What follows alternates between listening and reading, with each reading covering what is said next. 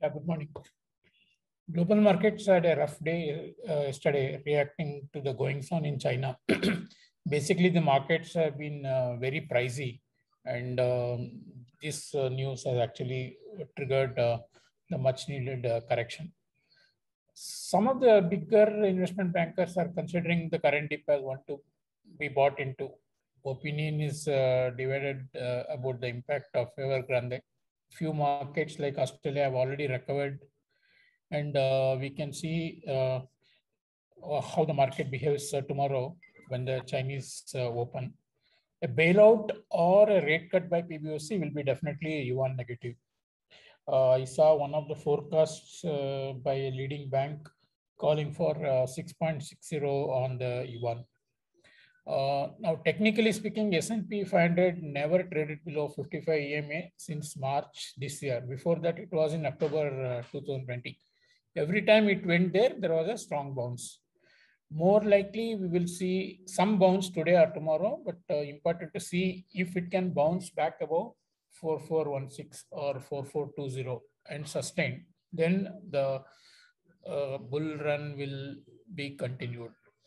While we await FOMC decision and forecasts tomorrow, Bank for International Settlement has now come out with a study that current high inflation is transitory and it is confined only to a few sectors. So they do not expect a major impact of the current high inflation number that is coming out from various economies.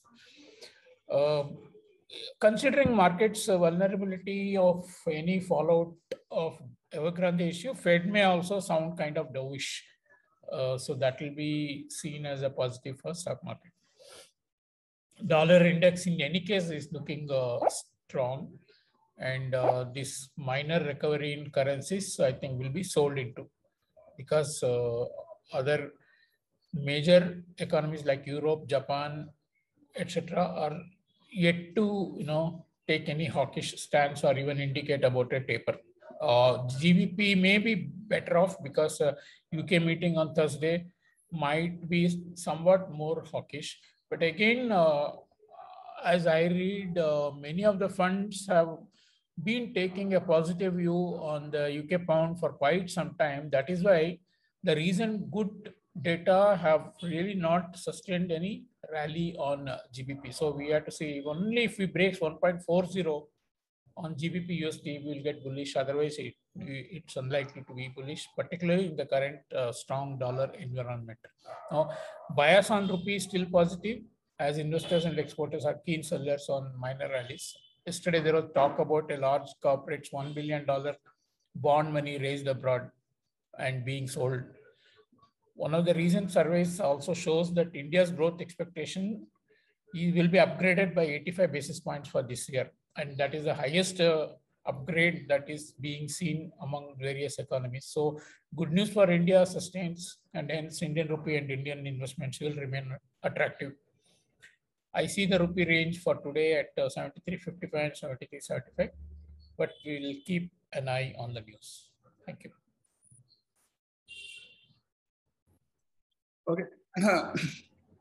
So Indian bond yields also will get impacted today by what happened in abroad US, where US 10-year yield dipped by almost 6-7 basis points on this complete risk of running all across market.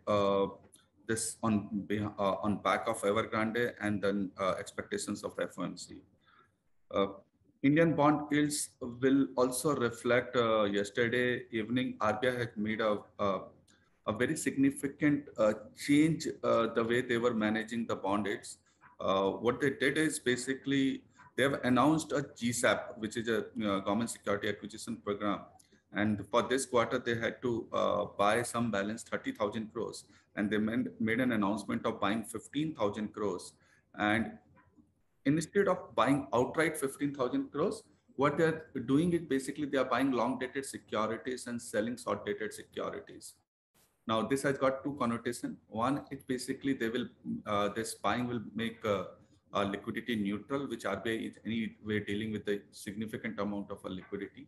And second is basically whether this gives a scope of a more RBI intervention in FX market because some form and fashion they are exhausting on that limit to keep buying continuously. And if they buy in forwards, the forward premiums go higher and forward premiums look dislocated. So we will be seeing whether RBI intervene post FOMC if something against dollar being announced, or maybe rupee start appreciating. So these are the things which will be watched for next couple of days. GSAP 15,000 crores balance is left after this also, which market is expecting they will be announcing on 30th. Post Morgan Stanley report on inclusion of bonds in sovereign indexes. Anyway, 10-year US Treasury, 10-year Indian Treasury have seen a significant buying. And after this, the announcement of RBI, there will be another round of buying happening. Now, RBI indirectly wants to keep this 10-year government security yields around 6%.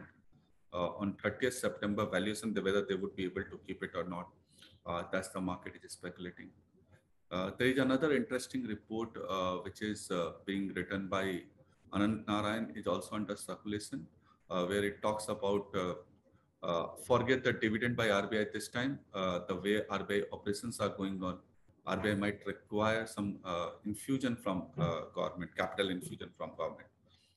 Interesting time. Post FMC, we will have a great time. Yeah, thank you.